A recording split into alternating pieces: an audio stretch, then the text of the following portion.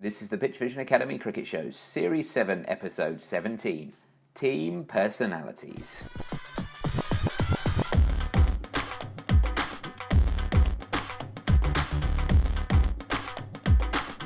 Coming up on this week's PitchVision Academy Cricket Show, we talk about the personality of a team.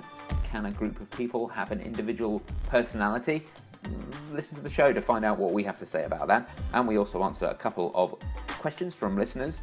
One about the front arm for leg spin bowlers, another one about swimming for fast bowlers.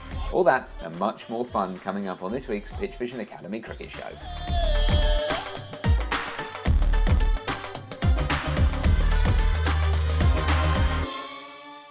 Welcome to the PitchVision Academy Cricket Show. This is your guide to better cricket. Wherever you are and whoever you are, we are here to help you. It's half an hour of fun and a bit of education thrown in there at some point, somewhere, we hope anyway. And who are we? Well, my name is David Hinchliffe. I look after things, and helping me to help you are two very fine cricket coaches, the first of which is the Director of Cricket Coaching at Millfield School. It's Mark Garaway. Hello, Gareth. How are you? I'm really well, thanks very much. Yeah, very good.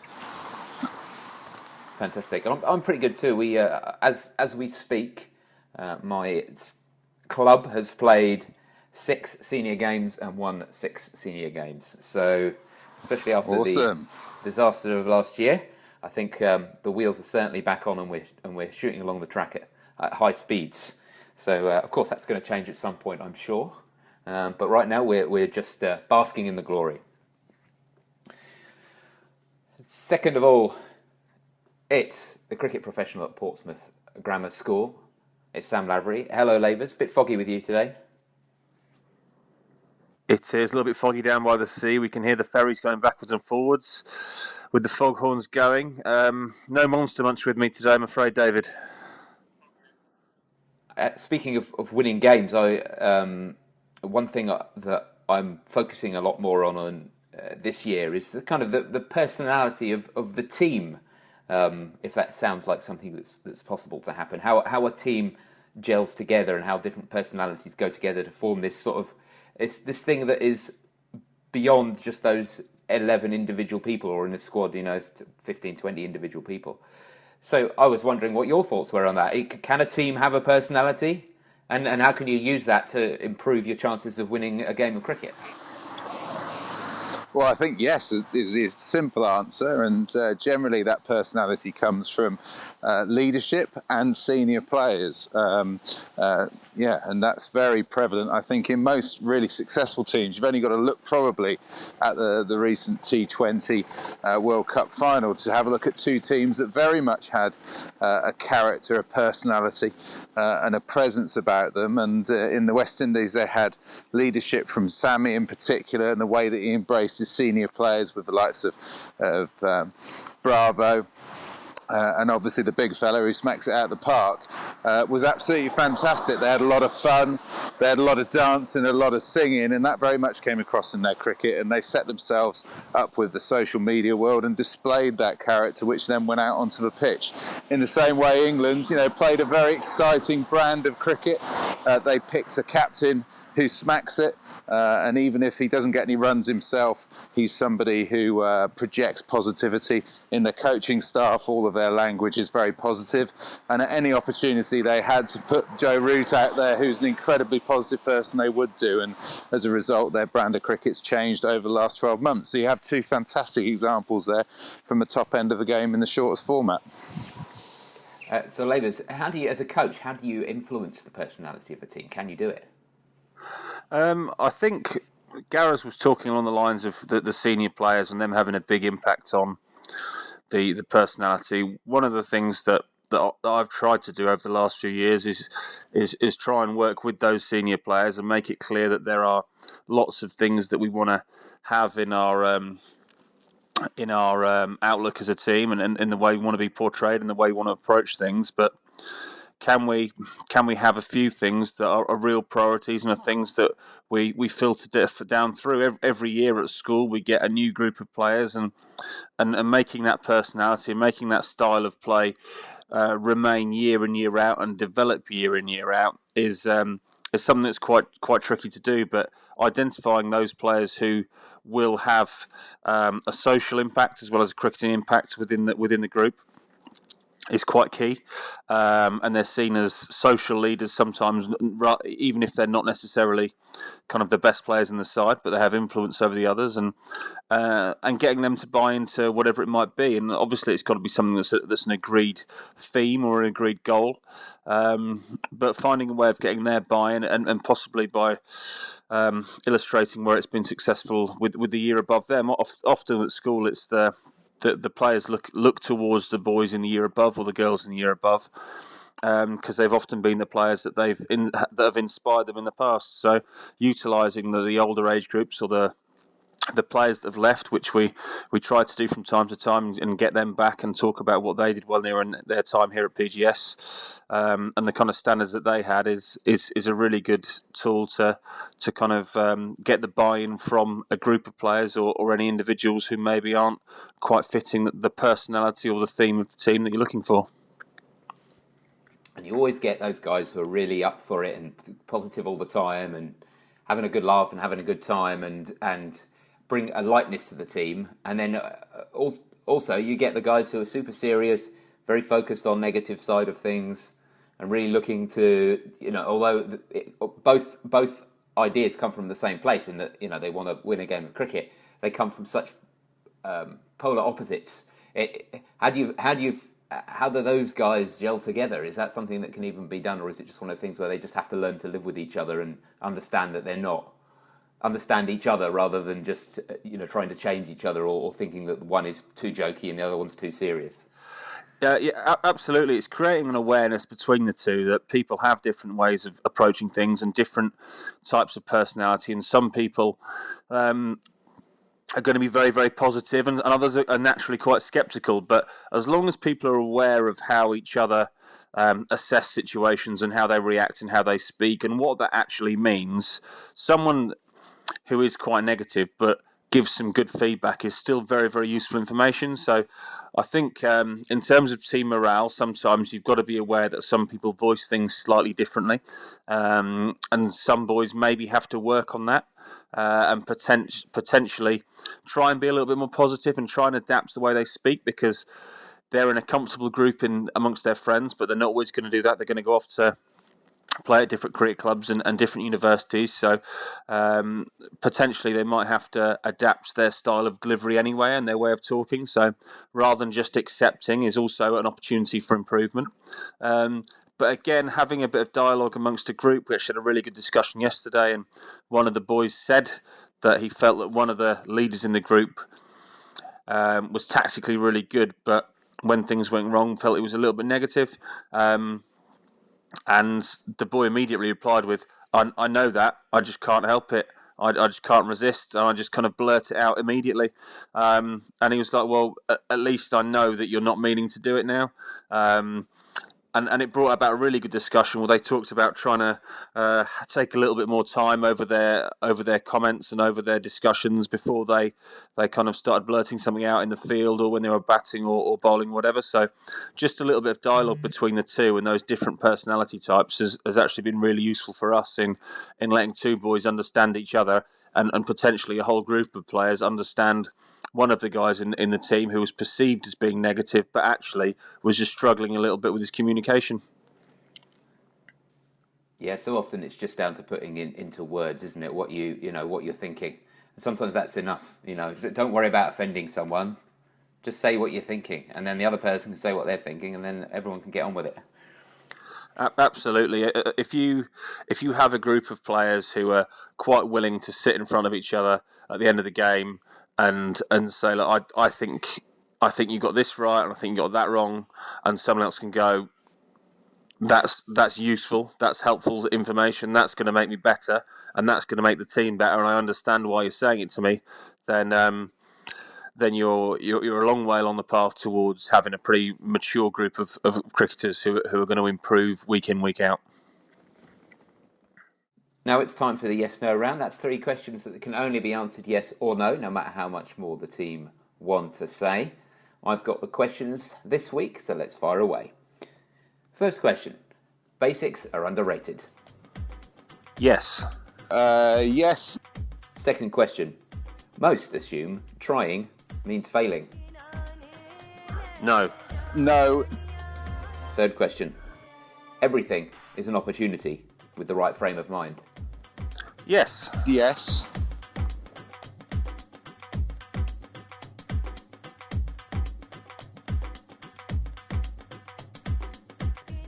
And now we are going to answer a couple of questions that have been sent in by listeners to this show, or perhaps readers to the PitchVision website.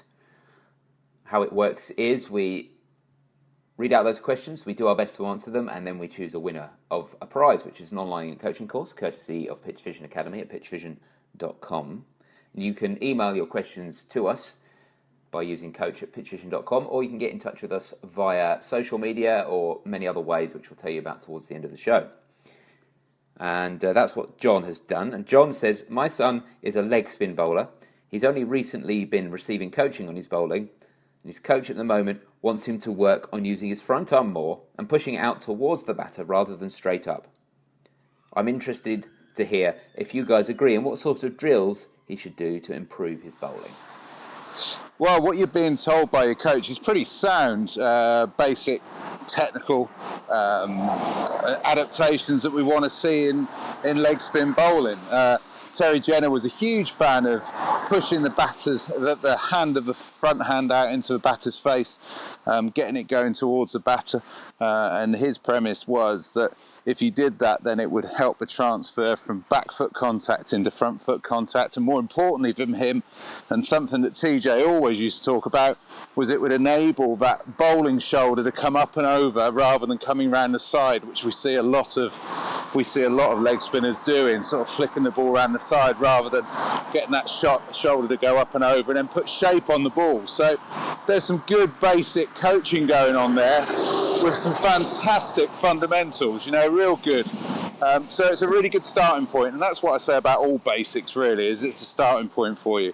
However, the more and more we know about people, the more we realise that there's some idiosyncrasies, there's some personality stuff which impacts upon how our body moves.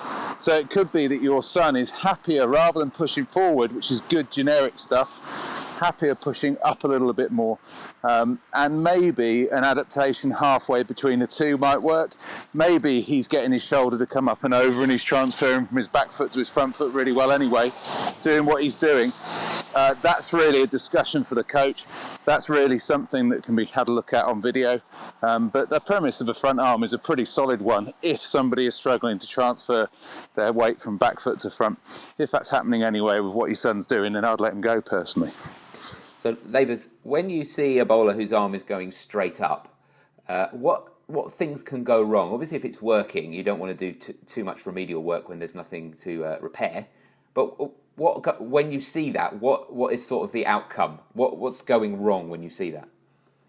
Well, there are a couple of potential issues, and as you've said there, absolutely, there is. Any individual may find that something that is a little bit different from the norm might work for them. So just because something could go wrong doesn't mean something will go wrong, first of all.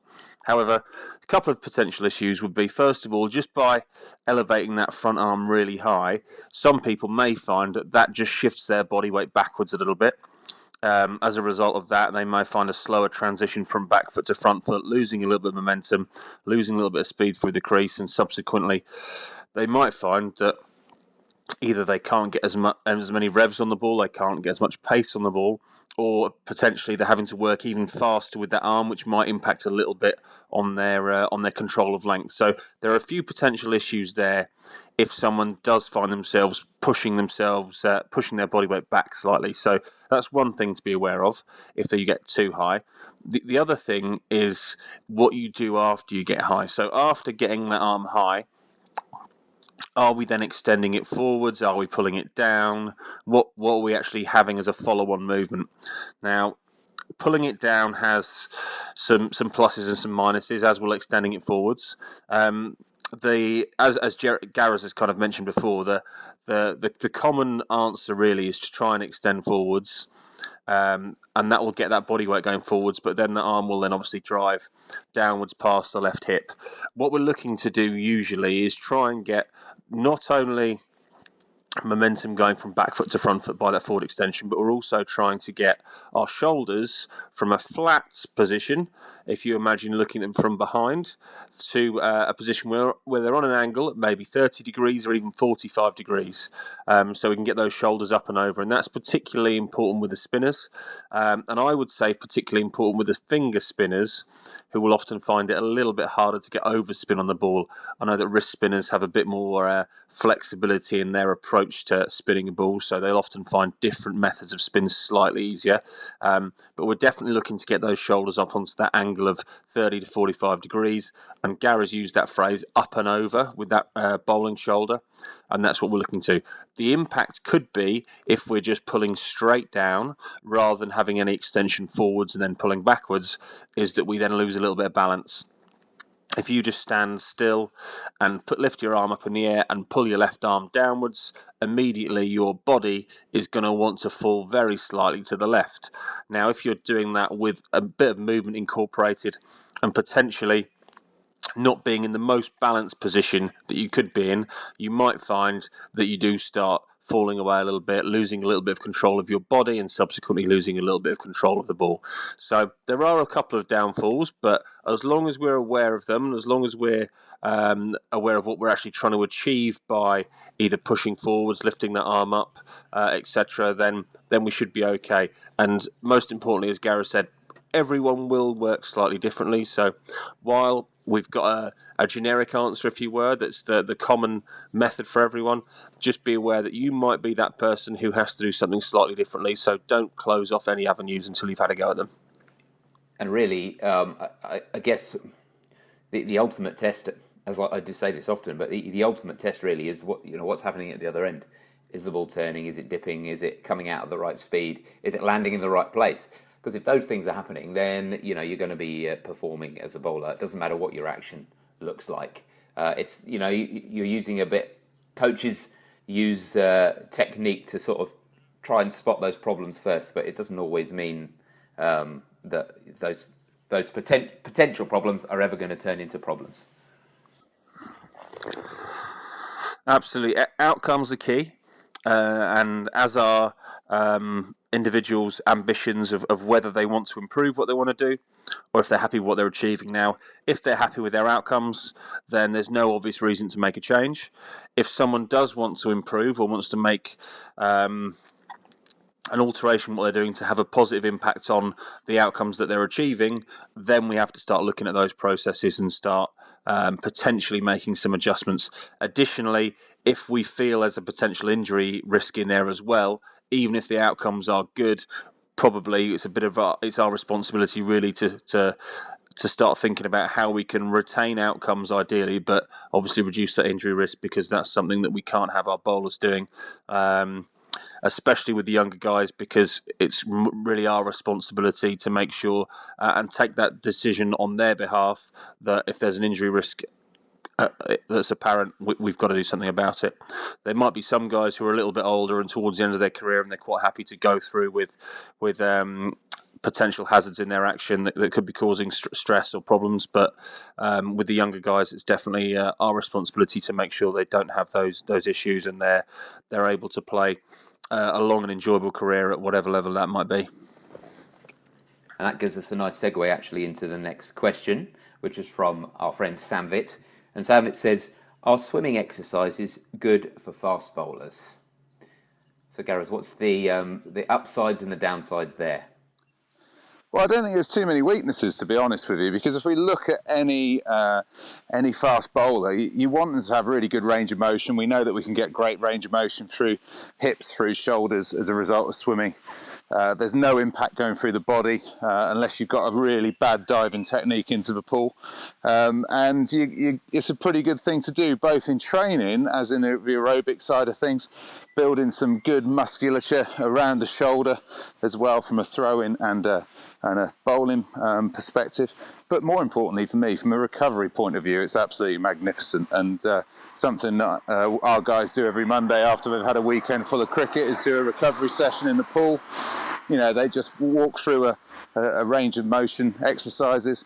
They do a bit of running in the pool. It's fantastic recovery. They put the old belts around the middle, so again, there's no impact, there's no weight being distributed through the body, and they can get a really good recovery and workout out of the resistance of the water. So to me, there's nothing wrong with it at all. And having been in the West Indies last week, it was brilliant to see all of the old school bowlers, the Courtney Walshes, the Tony Grays, the Ezra Mosleys, the Winston Benjamins, as soon as they'd had a hard day, and these guys are 50 plus nowadays, as soon as they had a hard day doing fielding and batting and bowling in the sessions that we ran, the first thing that we did when we got back to the hotel was everybody went into the sea and they just swam around and did all their recovery work. And that's something that those guys did for many, many years. It served them pretty well, and I'm sure most of the listeners here who are fast bowlers would love to take some of their records with them. Yeah, I wouldn't mind living somewhere where you could have a dip in the sea after a session as well. That'd be quite nice. Yeah, useful. So Gareth was talking about injury prevention there, Lavers, but is there any dangers to athletes who do a lot of overhead work doing any kind of particular style of swimming? Well, good question, actually. Swimming's not really my specialist area at all, but yeah, I guess there could be potential problems with overuse again. And obviously it's a low impact sport, but it's quite a high stress sport on physically on the body, because it can be something that's extremely exhausting and extremely difficult to do. And obviously looking at certain strokes, not that we'd necessarily get your fast bowlers in doing a butterfly session for 1,500 metres immediately after they finish bowling, but obviously some strokes are a little bit more strenuous than others. So trying to make sure that we're looking at the right things is a good start. And obviously, if we're looking at front crawl, that's something that does kind of promote mobility. And it does simulate in a way the actions of a fast bowler, and additionally we can look at different types of kicking, so we can look at using floats to try and work on those legs, and that can be either a standard kick or a breaststroke kick, but both are good ways of developing different parts in the lower body. My only hesitation on it would be if swimming starts to take over and people start doing long, drawn-out swimming sessions, which, especially in the build-up to matches and in the build-up to a season or in season, probably aren't enormously conducive for in line with S&C objectives when it comes to power generation. If we're looking to develop powerful muscles and we're looking to gradually move from the long drawn exercise and the strength work into the power work towards the season, then any swimming we do probably needs to be reasonably limited. So we're not going and doing a 40-minute swimming session in the pool and doing however many lengths that would be, probably about 3 for me, I would have thought. But we're actually doing something that's specific. If it's used as a recovery tool, then it's fantastic.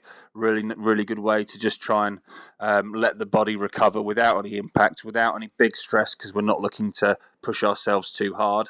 But equally, be aware of that power output that fast bowlers in particular are looking to generate.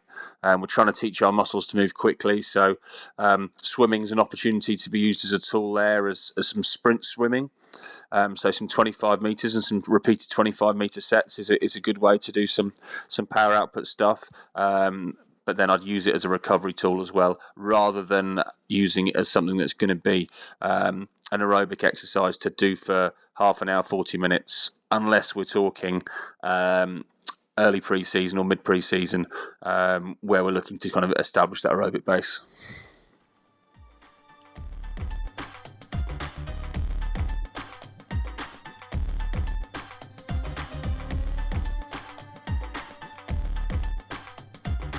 Okay, soapbox time. Today's David. 60 seconds on the clock. Let's see what he's got to talk about.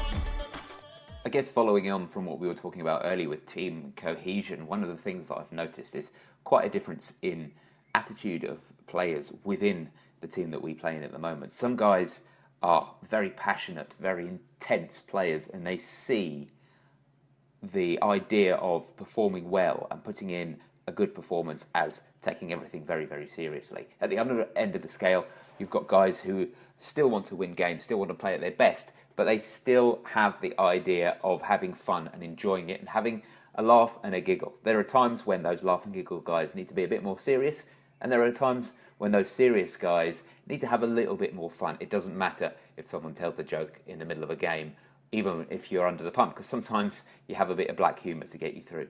So going back to that idea of understanding each other, if you can understand each other a little more, then you can forgive what you might think is a transgression, but is what is actually helping somebody get through a difficult time.